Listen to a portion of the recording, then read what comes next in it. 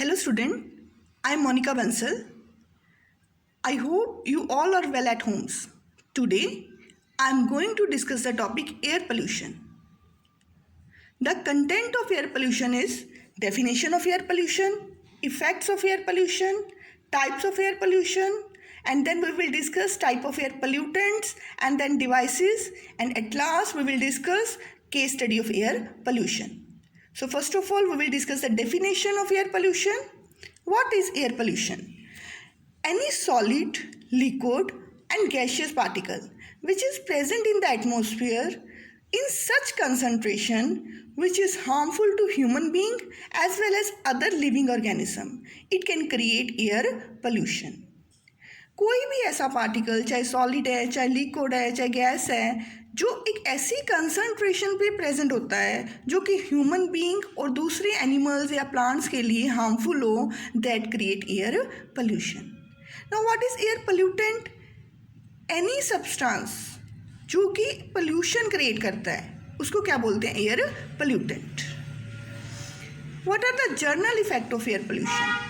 Air pollution create a lot of effects on human health as well as other animal health.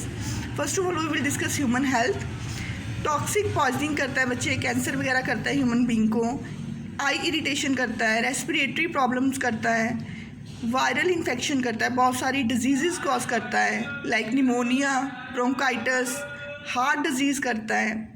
दूसरे vertebrate animal पे भी उनकी respiratory problems करता है, उनकी भी टूथ बोन्स और आइज़ पे इफ़ेक्ट करता है. इसके अलावा बहुत सारी डिजीज़ करता है. फूड सोर्सेज की कमी कर देता है air pollution. Next we will discuss the effect on soil and water. Soil और वाटर की क्वालिटी को लो कर देता है, डिग्रेड कर देता है, टॉक्सिक बना देता है, इफ़ेक्ट करता है उसकी प्रोडक्टिविटी को. नेक्स्ट उसकी फर्टिलिटी पावर को कम कर देता है सॉइल की. Next we will discuss effect on structure, include discoloration, erosion, soil erosion कर देता है, उसको डिसकलर कर देता है, डीकम्पोजिशन जो है बिल्डिंग मटेरियल की वो शुरू कर देता है air pollution. Air pollution also effect human being, animals as well as plant, but as a whole ये ग्लोबल वार्मिंग करता है. सबसे बड़ा इफेक्ट जो है इसका, हमारा अर्थ का टेम्परेचर इंक्रीज हो रहा है, कॉन्टिन्यूसली इंक्रीज हो रहा है. Next ozone depletion. शुरू से हम पढ़ते आ रहे हैं ग्लोबल वार्मिंग के बारे में, ओजोन डिप्लीशन के बारे में. देन एसिड रेन प्रोड्यूस करता है एयर पोल्यूशन. इसके अलावा बहुत सारी रेस्पिरेटरी डिसऑर्डर्स भी करता है. दो तरह के बेटा सोर्सेज होते हैं, natural sources and anthropogenic sources. What are natural sources? Natural sources होते हैं जो कि नेचर क्रिएट करती है, like volcanic ash. Volcanic corruption होते हैं तो उसमें जो ऐश क्रिएट होती है, it create air pollution. Sandstorm, जो सैंडस्टॉर्म डस्ट होती है, जैसे स्टॉर्म्स आते हैं वो डस्ट एक जगह से दूसरी जगह लेके जाते हैं, वो भी एयर पोल्यूशन क्रिएट करता है. बहुत सारे प्लांट्स पोलन ग्रेन प्रोड्यूस करते हैं, पोलन ग्रेन से भी एयर पोल्यूशन होता है. What are anthropogenic? Anthropogenic mean man made, that pollutant which can be created by man, human being. Particulate matters, oxides of nitrogen and sulfur, greenhouse gases, all these come under the category of man-made. Another classification of air pollutant is degradable and non-degradable. What is non-degradable? जो कि environment में degrade नहीं होते, decompose नहीं होते, पड़े रहते हैं लंबे समय तक. बहुत सारे पॉइजन्स आते हैं इसमें, बहुत सारे वेस्ट पार्टिकल्स आते हैं इसमें, डस्ट पार्टिकल्स आते हैं. डिग्रेडेबल जो कि बहुत जल्दी क्या हो जाते हैं? डिग्रेड हो जाते हैं, डिकम्पोज हो जाते हैं. There are two sources of air pollution. First is stationary and another is mobile. What is the meaning of stationary? जो कि एक फिक्स्ड लोकेशन पे ही प्रोड्यूस करते हैं air pollution. That is point sources, fugitive sources, area sources. Next mobile sources, जो कि एक जगह से दूसरी जगह पोल्यूशन क्रिएट करते हुए जाते हैं. फॉर एग्जांपल एरोप्लेन्स, एयरप्लेन्स जितने भी हैं वो स्मोक प्रोड्यूस करते जाते हैं, गैसेस पार्टिकल प्रोड्यूस करते जाते हैं from one place to another place. Now we will discuss the air pollutant. That particle which create pollution is called air pollutant. There are two type of air pollutant, primary pollutant and secondary pollutant. What is primary pollutant? Primary pollutant वो होते हैं बच्चे जो air में emitted होते हैं directly, उनको कोई चेंज नहीं कर सकता, एज इट इज जैसे एयर में होते हैं वैसे ही पड़े हुए होते हैं, और वो उनकी जो कंसंट्रेशन है वो एक लिमिट से ज़्यादा बढ़ जाती है और पोल्यूशन क्रिएट करती है। एग्जाम्पल्स है carbon oxides, nitrogen oxides, sulphur dioxide, particulate matter, hydrocarbons, ये सारे एग्जाम्पल्स हैं। First of all we will discuss carbon dioxide. Carbon dioxide एक कलरलेस ऑर्डरलेस गैस है। वैसे तो ये नॉन टॉक्सिक है, बट अगर इसकी कंसंट्रेशन एक हद से ज़्यादा बढ़ जाती है तो उसको उस समय ये क्या हो जाती है, टॉक्सिक हो जाती है। ग्रीन हाउस गैस की मेन गैस है ये ग्रीन हाउस गैस, और बहुत ज़्यादा ग्लोबल वार्मिंग करती है। इसके अलावा ओशन एसिडिफिकेशन करती है। जब वाटर में डिज़ोल्व हो जाती है कार्बन डाइऑक्साइड तो ओशन का जो पानी है वो एसिडिक हो जाता है। ठीक है जी। इसके अलावा ये कहाँ से प्रोड्यूस होती है, फॉसिल फ्यूल की कंबशन से। जब सीमेंट की प्रोडक्शन होती है तब भी इसकी थोड़ी बहुत प्रोडक्शन होती है साथ में, और मेन सोर्स इसका क्या है, रेस्पिरेशन। जब एनिमल रेस्पिरेशन करता है तो कार्बन डाइऑक्साइड प्रोड्यूस होती है। Next we will discuss nitrogen dioxide. Nitrogen dioxide जो है वो समर स्मोक मेन क्रिएट करती है। समर स्मोक क्या होता है, हमारी जो सिटीज़ हैं, सिटीज़ की मेन प्रॉब्लम है ये। एटमॉस्फेयर में नाइट्रोजन डाइऑक्साइड ऑक्सीजन के साथ रिएक्ट करती है जबकि सनी डेज होते हैं। सनी डेज पे जब नाइट्रोजन डाइऑक्साइड ऑक्सीजन के साथ कंबाइन करती है तो ये स्मोक क्रिएट करती है। टेम्परेचर बहुत हाई होता है उस समय, ओजोन भी बनती है उस समय, बट द मेजर जो स्मोक का कंटेंट होता है वो क्या होता है, मेजर कंपोनेंट होता है वो नाइट्रोजन डाइऑक्साइड होती है, जिससे स्मोक क्रिएट होती है। जो समर स्मोक है वो आई इरिटेशन करती है, नोज थ्रोट इरिटेशन करती है, बहुत सारी रेस्पिरेटरी डिजीज़ क्रिएट करती है और बहुत सारी एलर्जी प्रोड्यूस करती है। ये नाइट्रोजन डाइऑक्साइड जो है, जितने भी नाइट्रोजन के ऑक्साइड्स हैं, ये आगे जाके और क्या करते हैं, एसिड रेन प्रोड्यूस करते हैं। We will discuss in this topic what is acid rain in detail. Sulphur dioxide, next primary pollutant is sulphur dioxide. Specially जो सल्फर डाइऑक्साइड है उसका केमिकल फार्मूला क्या है, SO2। ये वोल्केनो से प्रोड्यूस होती है, या बहुत सारी इंडस्ट्रीज इसको प्रोड्यूस करती है सल्फर डाइऑक्साइड को। कोल पेट्रोलियम में भी बहुत सारे सल्फर कंपाउंड्स होते हैं। जो कोल और पेट्रोलियम कंबशन होती है जब, तो भी बहुत सारी सल्फर डाइऑक्साइड प्रोड्यूस होती है। In the presence of catalyst nitrogen dioxide, sulphur dioxide क्या प्रोड्यूस करती है, सल्फ्यूरिक एसिड। जब सल्फ्यूरिक एसिड और नाइट्रिक एसिड दोनों इकट्ठे रिएक्ट करते हैं तो एट लास्ट एसिड रेन बनती है। कैसे, सल्फर डाइऑक्साइड पहले किससे रिएक्ट करेगी, किससे, in the presence of catalyst nitrogen dioxide, उसके बाद वाटर से रिएक्ट करके सल्फर डाइऑक्साइड क्या बनाती है, सल्फ्यूरिक एसिड, और सल्फ्यूरिक एसिड एट लास्ट क्या प्रोड्यूस करती है, acid. It mean sulphur dioxide is a main component of acid rain also. Next we will discuss carbon monoxide. Carbon monoxide जो है ये जब एयर में आती है, एयर के बाद जब रेस्पिरेशन के थ्रू हमारी बॉडी के अंदर जाती है तो हीमोग्लोबिन के साथ रिएक्ट करती है। जो हमारी हीमोग्लोबिन है ब्लड में बेटा, वो उसकी जो एफिनिटी है वो ऑक्सीजन के साथ कम कंबाइन करती है और कार्बन मोनोऑक्साइड के साथ ज़्यादा कंबाइन करती है। और जब हीमोग्लोबिन कार्बन मोनोऑक्साइड के साथ कंबाइन करती है तो हीमोग्लोबिन की ऑक्सीजन कैरिंग कैपेसिटी क्या हो जाती है, कम हो जाती है।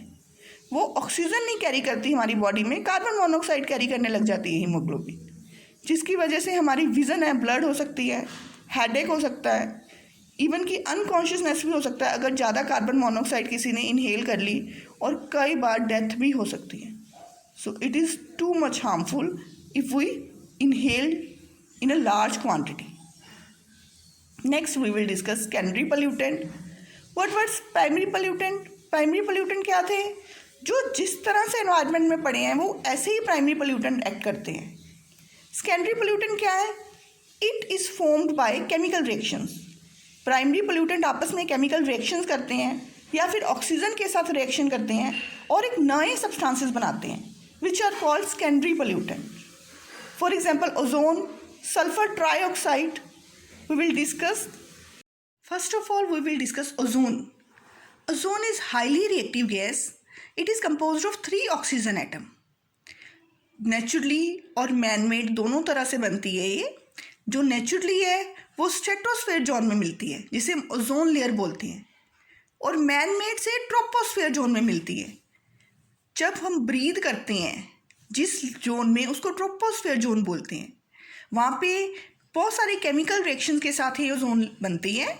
Volatile organic compound and nitrogen oxide, इन दोनों के बीच में जो केमिकल रिएक्शंस होती हैं उसके बाद ही ओजोन प्रोड्यूस होती है ट्रोपोस्फेयर जोन में. Next example is acid rain. Acid rain जो है वो रेन है बच्चे जो कि एसिडिक है नेचर में. ये दोनों पे इफेक्ट करती है, ह्यूमन पे भी और प्लांट्स पे भी, एक्वाटिक एनिमल्स पे भी. हर तरह से इसका इफेक्ट है एनिमल्स और प्लांट्स पे. सल्फर और नाइट्रोजन के कंपाउंड जब रिएक्ट करते हैं तब ये एसिड रेन प्रोड्यूस होती है. ये इसकी केमिकल रिएक्शंस हैं. एग्ज़ाम में बहुत बार पूछी गई हैं केमिकल रिएक्शन एसिड रेन की. सबसे पहले क्या होता है, सल्फ़र ऑक्सीजन के साथ कंबाइन करता है, सल्फ़र डाइऑक्साइड बनती है. सल्फ़र डाइऑक्साइड वाटर और ऑक्सीजन एटम के साथ कंबाइन करके सल्फ्यूरिक एसिड बनाती है. ऐसे ही नाइट्रोजन ऑक्साइड ओजोन के साथ कंबाइन करके नाइट्रोजन डाइऑक्साइड बनाती है. नाइट्रोजन डाइऑक्साइड अगेन ओजोन के साथ कंबाइन करती है और नाइट्रोजन ट्राइऑक्साइड बनाती है. एट लास्ट नाइट्रिक एसिड बनता है. यानी कि एसिड रेन बनाने के लिए हमें 2 केमिकल्स की बहुत ज़्यादा ज़रूरत है, sulphuric acid and nitric acid. ये सल्फ्यूरिक एसिड और नाइट्रिक एसिड दोनों मिलके क्या बनाते हैं, acid rain. How does acid rain occur? ये फ्लो चार्ट में दिया हुआ है. बिल्कुल जैसे मैंने पहले बताया, sulphur dioxide and nitrogen dioxide है, वो जब फैक्ट्रीज से रिलीज़ हो जाती है वो रिएक्ट करती है, एटमॉस्फेयर में आती है फैक्ट्री से रिलीज़ होके. उसके बाद ये सल्फ़र डाइऑक्साइड और नाइट्रोजन डाइऑक्साइड किसके साथ रिएक्ट करती है, वाटर वेपर के साथ. एटमॉस्फेयर में वाटर वेपर के साथ रिएक्ट करती है और क्या बनाती है, sulphuric acid and nitric acid. और जब ये सल्फ्यूरिक एसिड और नाइट्रिक एसिड कंबाइन करते हैं और रेन की फॉर्म में अर्थ पे आते हैं तो उसको हम क्या बोलते हैं, एसिड रेन. एसिड रेन के मैंने पहले भी बताया था कि दोनों पे इफेक्ट है, प्लांट्स पे भी और एनिमल्स पे भी. प्लांट्स पे इसका सबसे ज़्यादा इफेक्ट क्या है, जो प्लांट्स के जो लीव्स हैं, जो फूड फैक्ट्रीज हैं प्लांट की, उसको डैमेज कर देती है. सॉइल की फर्टिलिटी को बहुत ज़्यादा डिक्रीज कर देती है. अब हम एसिड रेन के इफेक्ट्स जो हैं वो डिस्कस करेंगे. एसिड रेन लिविंग और नॉन लिविंग थिंग्स दोनों को इफेक्ट करती है. लिविंग थिंग्स में प्लांट्स और एनिमल्स दोनों को इफेक्ट करती है. प्लांट्स में सबसे पहले प्लांट्स के लीव्स को डैमेज करती है, उसके बाद सॉइल की फर्टिलिटी को डैमेज कर देती है. अगर सॉइल ही फर्टाइल नहीं रहेगी बच्चे तो प्लांट्स कैसे प्रोड्यूस हो सकते हैं. So it affects the plant very badly. Animals में जो एसिड रेन है वो ह्यूमंस और एनिमल्स को ब्रीदिंग प्रॉब्लम करती है, रेस्पिरेटरी प्रॉब्लम्स करती हैं. एक्वाटिक एनिमल जो हैं उनको भी बहुत नुकसान होता है एसिड रेन से. जब एसिड रेन पोंड्स में, लेक्स में, रिवर्स में जाती है तो पोंड्स और लेक्स, रिवर्स का जो पानी है वो एसिडिक हो जाता है और एक्वाटिक प्लांट्स और एनिमल उसमें ज़िंदा नहीं रह सकते. सो इस तरह से एक्वाटिक लाइफ को भी इफ़ेक्ट करती है. नॉन लिविंग थिंग्स को कैसे इफ़ेक्ट करती है, बहुत सारे मॉन्यूमेंट्स, बिल्डिंग्स जो हैं वो एसिड रेन की वजह से डिसकलर हो जाती हैं, अपना कलर जो है वो अपना चेंज कर देती हैं. इसकी सबसे बड़ी एग्जांपल है ताजमहल. जो ताजमहल है वो वाइट मार्बल का बना हुआ था, but due to acid rain एक मथुरा रिफाइनरी थी उसके आस नियर बाय ताजमहल के, जिसकी वजह से जिस एसिड रेन प्रोड्यूस होती थी और उस एसिड रेन की वजह से ताजमहल का कलर जो है वो वाइट मार्बल से चेंज होकर येलो हो गया. Next we will discuss photochemical smoke. Photochemical smoke is a third secondary pollutant. कैसे बनती है ये बहुत सारे particulate matter, nitrogen oxide, ozone, aldehyde और पर ऑक्सी इथेनॉल नाइट्रेट, इन सब चीज़ों से बहुत सारे हाइड्रोकार्बन भी इसमें इन्वॉल्व होते हैं. रिएक्शन करके ये फोटोकेमिकल स्मोक बनती है. फोटोकेमिकल स्मोक का सबसे बड़ा इफेक्ट क्या है, ब्राउन हेज. ये एनवायरनमेंट को ब्राउन कलर का डस्ट पार्टिकल से कवर कर देती है एनवायरनमेंट को, जिसको ब्राउन हेज बोलते हैं.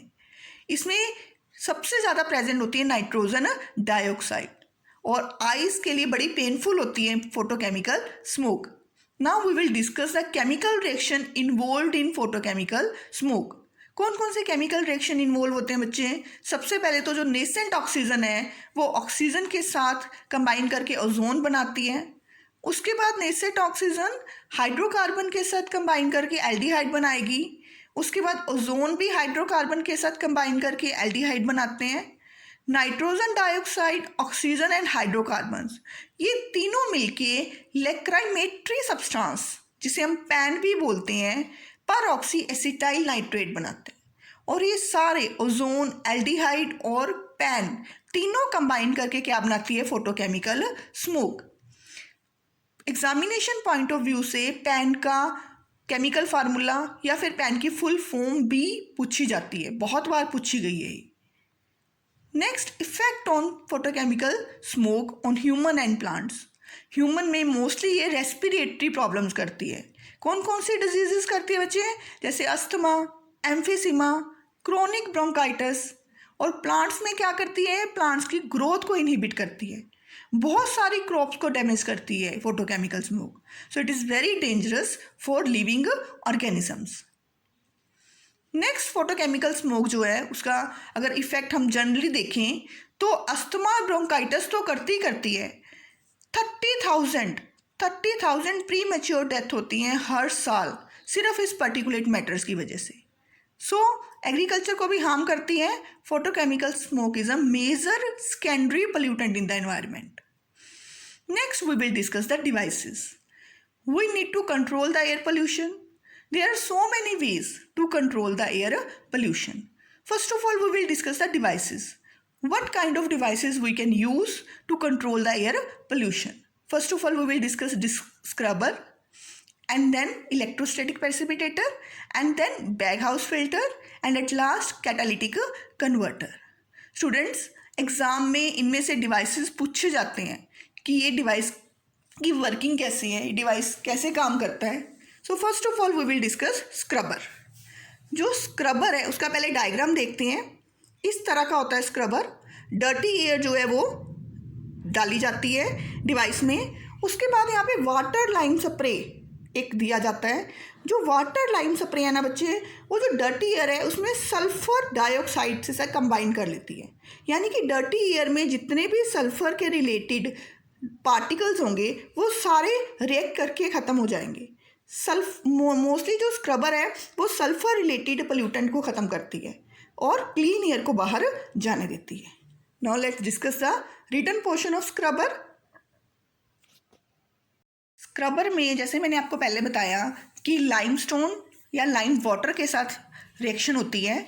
लाइमस्टोन क्या होता है? Calcium carbonate. ये जो कैल्शियम कार्बोनेट है सल्फ़र डाइऑक्साइड के साथ रिएक्ट करता है और सल्फ़र डाइऑक्साइड को इम्प्योर एयर में से रिमूव कर देता है। बहुत सारे तरह के डिज़ाइंस हैं स्क्रबर के।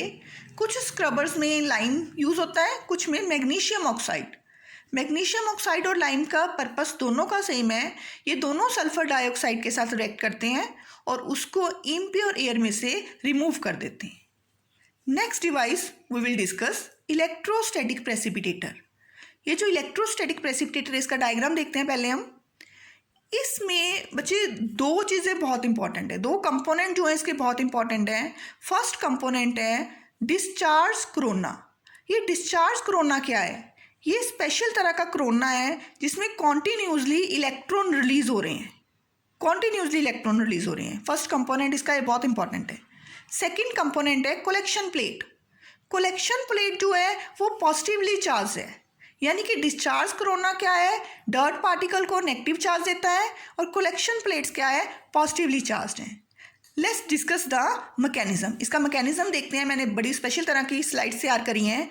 फर्स्ट ऑफ ऑल, जब dirty airs negative corona discharge corona में से जाती हैं, निकलती हैं, तो इस डर्टी एयर में से जितने भी पार्टिकुलेट मैटर होते हैं उसके साथ इलेक्ट्रॉन अटैच हो जाते हैं। देखो, डर्टी एयर जा रही है, अब ये पार करेगी डिस्चार्ज कोरोना को, नेगेटिव पार्ट को। जब ये नेगेटिव पार्ट को पार कर रही है तो जितने भी पार्टिकुलेट मैटर थे उसके साथ इलेक्ट्रॉन जो है अटैच हो गए और उसने पर्टिकुलेट मैटर को क्या कर दिया, नेगेटिवली चार्ज पार्टिकल। आप यहाँ पे डार्क डॉट्स देख रहे हो, एयर में डार्क डॉट्स हैं जो वो नेगेटिवली चार्ज पार्टिकल बन चुकी हैं। कैसे नेगेटिवली चार्ज पार्टिकल बन चुकी है, क्योंकि डिस्चार्ज कोरोना ने उसके साथ क्या अटैच कर दिया, इलेक्ट्रॉन अटैच कर दिया। अब ये कलेक्शन प्लेट को पास करेगी। कलेक्शन प्लेट को जब पास करती है तो जितने भी नेगेटिवली चार्ज पार्टिकल हैं वो सारे कलेक्शन प्लेट के साथ अटैच हो जाते हैं। जितने भी पार्टिकुलेट मैटर थे वो कलेक्शन प्लेट के साथ अटैच हो गए। क्यों? क्योंकि वो पॉजिटिवली चार्ज प्लेट्स थी। अब जो क्लीन एयर है वो बाहर निकल जाती है। इस तरह से इसकी वर्किंग होती है इलेक्ट्रोस्टैटिक प्रेसिपिटेटर की। इसका रिटन क्वेश्चन देखते हैं बच्चे। रिटन क्वेश्चन में क्या कह रहा है ये कि डस्ट पार्टिकल जो हैं जितने भी हैं वो इलेक्ट्रोस्टैटिक प्रेसिपिटेटर रिमूव कर देता है गैस में से।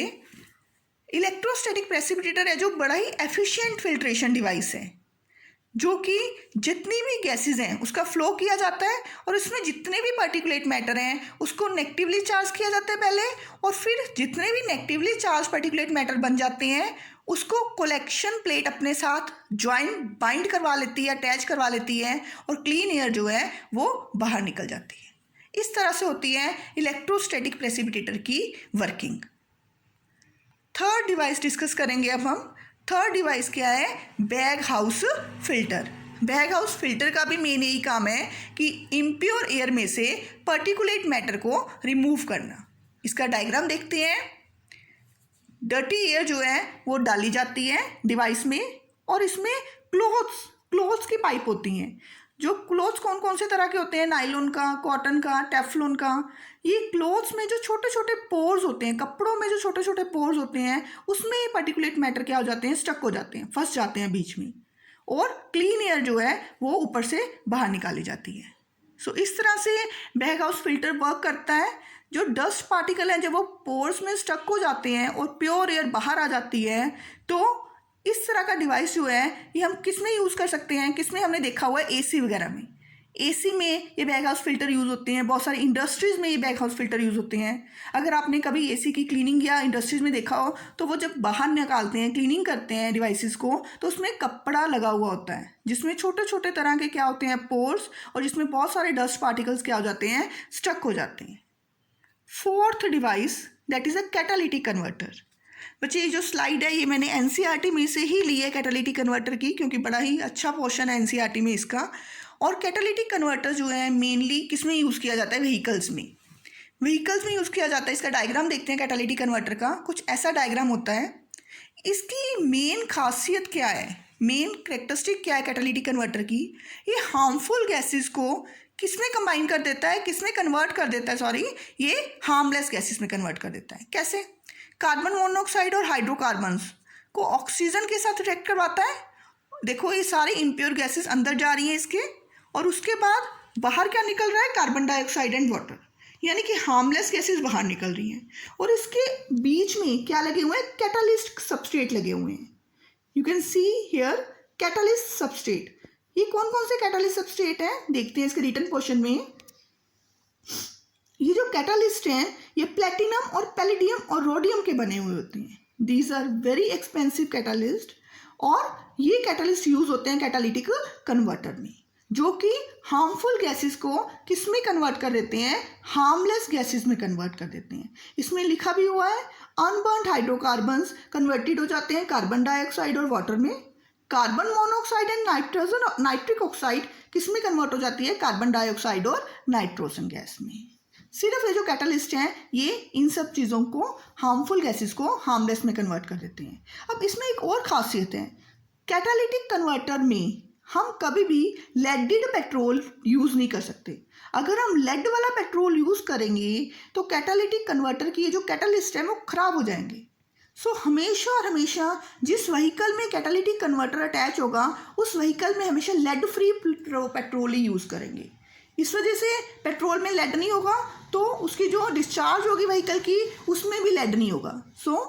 एयर पोल्यूशन में लेड वाला जो पार्टिकल है वो क्या हो जाएगा, ख़त्म हो जाएगा। कैटालिटिक कन्वर्टर के दो मेन पर्पस हैं, एक तो हार्मफुल गैसेस को हार्मलेस गैसेस में कन्वर्ट करती है, और सेकंड एयर में से लेड का जो पोल्यूशन है वो भी डिक्रीज करती है। सो इस तरह से 4 तरह के डिवाइसेस हमने डिस्कस करे हैं। फर्स्ट ऑफ ऑल हमने कौन सा करा डिस्कस? स्क्रबर। उसके बाद कौन सा करा था हमने? Electrostatic precipitator. उसके बाद back house filter and last हमने डिस्कस किया ये कैटालिटिक कन्वर्टर। अब हम स्टडी करेंगे केस स्टडीज।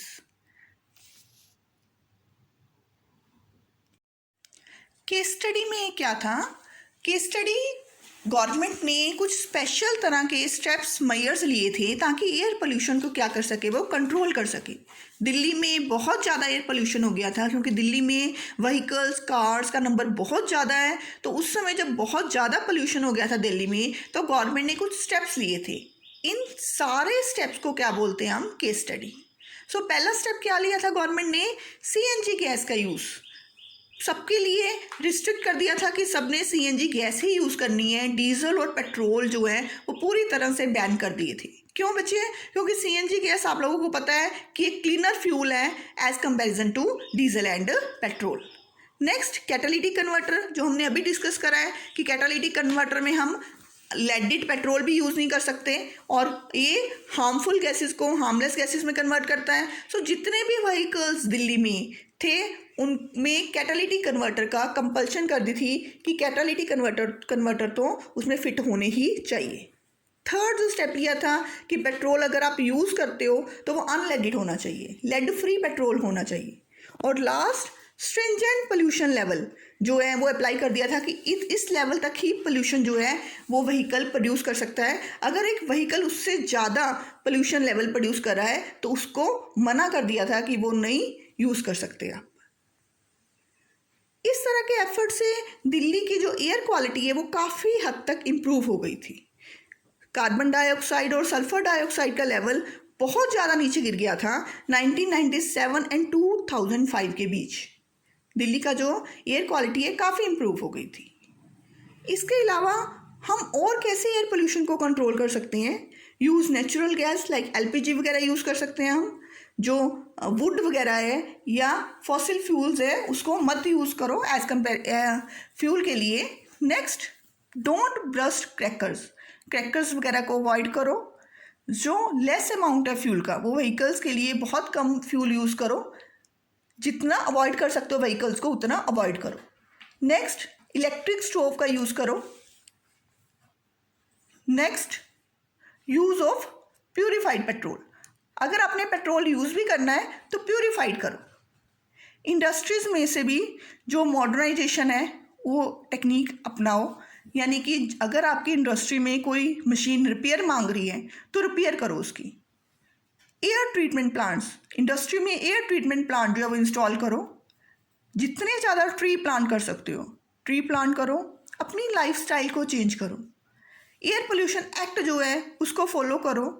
और एनवायरमेंटल एजुकेशन जो आपको पता ही है कि +1 +2 में तो कंपलसरी है ही है, उसको सारे स्कूल और कॉलेजेस में कंपलसरी करना चाहिए। सो इस तरह से हम काफ़ी हद तक एयर पोल्यूशन पे कंट्रोल कर सकते हैं। सो लेट्स रिवाइज कि कैसे कैसे हमने कौन कौन सी स्लाइड्स करी और क्या क्या कंटेंट करे एयर पोल्यूशन में। सबसे पहले हमने डेफिनेशन की थी एयर पोल्यूशन की। डेफिनेशन में क्या किया था हमने कि ऐसे सब्सटेंस, ऐसे पोल्यूटेंट जो कि क्या है एयर में प्रेजेंट हैं, चाहे वो लिक्विड फॉर्म में, चाहे वो सॉलिड फॉर्म में, चाहे वो गैस फॉर्म में, और इस कंसंट्रेशन से प्रेजेंट हैं कि वो ह्यूमन लाइफ को और दूसरे एनिमल्स की लाइफ को या और बिल्डिंग्स को ख़राब कर रहे हैं, तो वो एयर पोल्यूशन क्रिएट कर रहे हैं। सो सब्सटेंस को क्या बोलते हैं? Air pollutant. सो हमने क्लासिफिकेशन पहले इफेक्ट्स करे थे कि क्या क्या इफेक्ट करते हैं एयर पोल्यूटेंट जो है बॉडी पे, ह्यूमन हेल्थ पे भी, एनिमल्स की हेल्थ पे भी, सॉइल और वाटर पे भी बहुत उसके बैड इफेक्ट्स होते हैं एयर पोल्यूशन के। नेक्स्ट हमने डिस्कस करे थे types. Natural air pollution discuss करा था। एंथ्रोपोजेनिक, मैन मेड बहुत सारे पोल्यूटेंट होते हैं। Next degradable and non degradable pollutant discuss करे थे। 2 तरह के सोर्सेज हैं, स्टेशनरी एंड मोबाइल। नेक्स्ट हमने पोल्यूटेंट डिस्कस करे थे प्राइमरी एंड सेकेंडरी। प्राइमरी कौन से होते हैं? जो डायरेक्टली जिस तरह से एयर में प्रेजेंट है उसी तरह से वो एज अ पोल्यूटेंट एक्ट करते हैं, उसको बोलते हैं प्राइमरी पोल्यूटेंट। प्राइमरी पोल्यूटेंट में हमने क्या क्या डिस्कस करा? Carbon dioxide, nitrogen dioxide, sulphur dioxide, then carbon monoxide. Then हमने डिस्कस करे सेकेंडरी पोल्यूटेंट। सेकेंडरी पोल्यूटेंट कौन से होते हैं? जो केमिकल रिएक्शन से बनते हैं। प्राइमरी पोल्यूटेंट आपस में केमिकल रिएक्शन करते हैं, या प्राइमरी पोल्यूटेंट किसी और एयर कंपोनेंट के साथ, ऑक्सीजन के साथ, वाटर के साथ केमिकल रिएक्शन करते हैं और सेकेंडरी पोल्यूटेंट बनाते हैं। एग्जांपल है इसकी ओजोन डिस्कस करी थी हमने, एसिड रेन डिस्कस करी थी डिटेल में, देन उसके इफेक्ट डिस्कस करे थे, फोटोकेमिकल स्मोक डिस्कस करी थी, उसके इफेक्ट डिस्कस करे थे, और डिवाइसेस डिस्कस करे थे। स्क्रबर में हमने क्या डिस्कस करा था कि स्क्रबर वो डिवाइस है जो प्योर एयर में से, इम्प्योर एयर में से कौन से केमिकल को रिमूव करता है? सल्फर डाइऑक्साइड को, सल्फर कंपाउंड को रिमूव करता है ये डिवाइस इम्प्योर एयर में से, और क्लीन एयर को डिस्चार्ज होने देता है।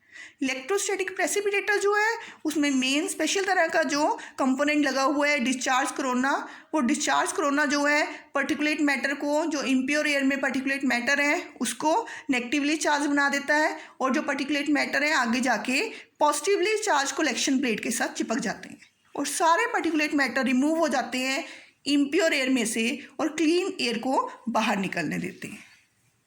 Next bag house filter discuss करा था। बैग हाउस फिल्टर वो डिवाइस है जो हम एसीज वगैरह में यूज़ करते हैं, इंडस्ट्रीज़ में यूज़ करते हैं। स्पेशल तरह के क्लोथ्स की पाइप्स बनी होते हैं, इसमें क्लोथ्स लगे होते हैं लाइक नाइलॉन, कॉटन, टेफ्लॉन, जिसमें डस्ट पार्टिकल के या पर्टिकुलेट मैटर्स के पार्टिकल्स इसमें स्टक हो जाते हैं क्लोथ्स के पोर में और क्लीन एयर को बाहर जाने देते हैं। नेक्स्ट डिस्कस करा था हमने कैटालिटिक कन्वर्टर। कैटालिटिक कन्वर्टर की मेन खासियत क्या है? इसमें कैटलिस्ट लगे हुए हैं प्लेटिनम के, रोडियम के, जो कि हार्मफुल गैसेस को हार्मलेस गैसेस में कन्वर्ट करते हैं, और लेड फ्री पेट्रोल, जिस व्हीकल में कैटालिटिक कन्वर्टर होता है अटैच, उसमें लेड फ्री पेट्रोल ही यूज़ करना कंपल्सरी है। सो एयर को लेड फ्री डिस्चार्ज देते हैं वो vehicles. Next case study discuss करी हमने, जिसमें डिस्कस करा कि गवर्नमेंट बहुत सारे मेजर्स स्टेप्स उठाती है एयर पोल्यूशन को कंट्रोल करने के लिए, और उन स्टेप्स का बहुत सारा फ़ायदा भी हुआ है। एयर की क्वालिटी जो है वो सिग्निफिकेंटली इम्प्रूव हो गई है। नेक्स्ट हमने दूसरे मेथड डिस्कस करे कि कैसे कैसे हम एयर पोल्यूशन को कंट्रोल कर सकते हैं। I hope you have learn many things from this video. अच्छी तरह से जो एयर पोल्यूशन है बच्चे, ये हम शुरू से पढ़ते आ रहे हैं। सो अच्छी तरह से इसको वीडियो को सुनना, प्रॉपरली इसमें नोट्स तैयार करना। Good luck.